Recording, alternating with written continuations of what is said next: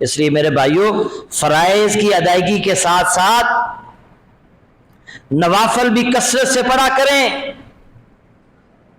اللہ کے نبی صلی اللہ علیہ وسلم گزشتہ خطبے میں بھی آپ کے سامنے رکھا تھا کہ آپ تہجد بھی پڑھتے تھے، ساری ساری رات تہجد پڑھا کرتے تھے۔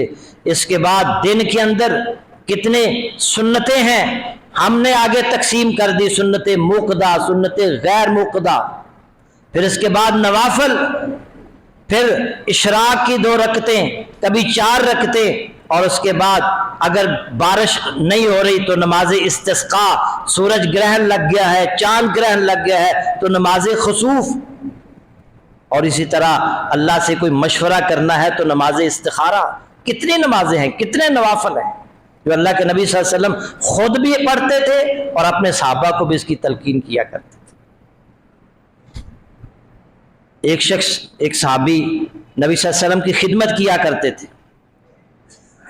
ایک دن اللہ کے نبی صلی اللہ علیہ وسلم ان سے بڑے خوش ہوئے، فرمایا الاک حاجتن، کیا تیری کوئی ضرورت ہے؟ غریب صحابی تھے، ضرورت مند صحابی تھے، تو وہ کہنے لگے اللہ کے نبی، حاجتی ان تشفی علی یوم القیامت، میری ضرورت یہی ہے کہ آپ قیامت والے دن میری اس شفاعت فرما دیں۔ میری حاجت، میری ضرورت صرف ایک ہے کہ آپ قیامت والے دن میری شفاعت فرما دیں۔ آپ نے فرمایا تجھے کس نے یہ بتایا؟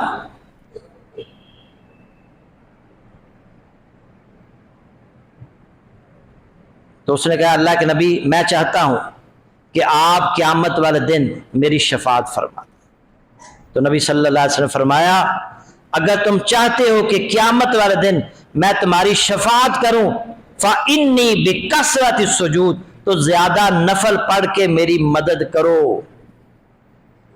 زیادہ نفل پڑھو گے تو کل قیامت والے دن، پیچھے بھی ہم نے جو پچھلے جمعے میں یہ حدیث میں نے آپ کے سامنے رکھی تھی، ایک صحابی نے کہا تھا کہ میں آپ کی جنت میں رفاقت چاہتا ہوں، آپ نے ان سے بھی کہا تھا کہ کثرت سے نوافل پڑھا کرو، کثرت سے سجدے کیا کرو۔ اس صحابی نے کہا میں قیامت والے دن آپ کی شفاعت چاہتا ہوں، تو آپ نے فرمایا کثرت سے سجدے کر کے میری مدد کرو، یعنی تم کثرت سے نوافل پڑھو گے، اللہ کے آگے سجدے کرو گے تو کل قیامت والے دن میری شفاعت تمہیں نصیب۔